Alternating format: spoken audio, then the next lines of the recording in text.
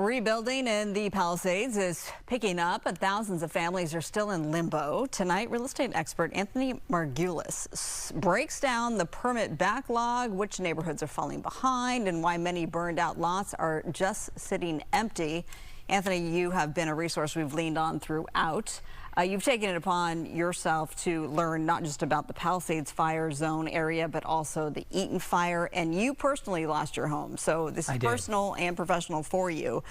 Let's just start with the permitting process and how it's going in the Palisades. If you could give it a grade.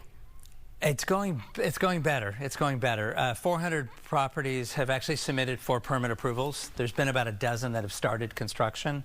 They started about 6 weeks ago, so we're seeing second floor framing starting. We are hoping it's going to go quicker with a lot of the private-public partnerships that they're doing. So when you say 400, sounds like a lot, but thousands burned. Correct. Yeah, 6,900 in the Palisades. So.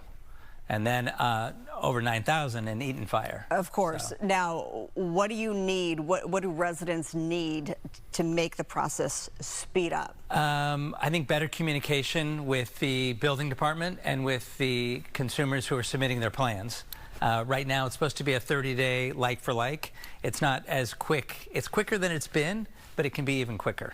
And, you know, logistically, it's going faster in the Palisades, correct me if I'm wrong, than the Eaton fire zone, because there has been more of a streamlined process where fees have been waived, for instance, by the city of LA. Correct, yeah. And what's interesting, too, is there's 339 properties have come on the market or have sold in the Palisades. Almost the exact same number is true with Altadena. But what's interesting is Altadena has actually sold 50% of their 339 properties. Palisades has only sold 20%.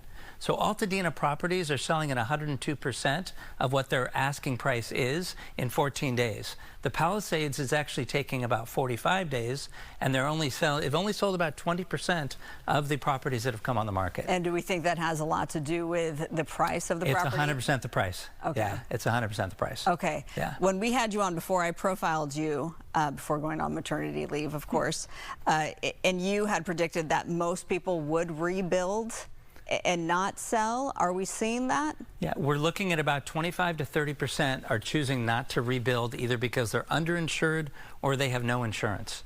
And we're hoping with the fire aid, they raised $100 million, that more of that money can go to people in Altadena or in the Palisades that really need it. Because right now it's going to nonprofits. And it's a really simple 6-question form that a nonprofit can fill out, and they're getting checks of $500,000. But it's not going into the people that really need it. It's going to the nonprofits, unfortunately. It sounds, well, I'm sure some of the nonprofits are deserving of it.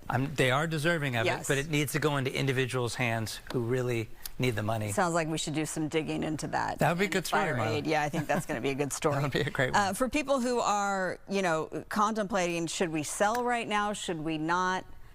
Property values, they're concerned about equity losses. What's your advice? It's a great question. So the Palisades has dropped 40% since the fires. The value of the dirt has dropped 40%. If someone doesn't have to sell, we're telling them not to sell. To wait, if you can wait out the 3 to 4 years so your equity can come back at least to what the land value was before the fires, that's what we'd recommend. And you're a Palisadian through and through, so you're rebuilding. Yes, we're rebuilding, okay. 100%. All right. Yeah. Well, we appreciate your insight as always. Thanks so much. Thank you for having me, Marla. We'll have you back. Okay. Welcome back. Thank you so much. It's good to be back. All right.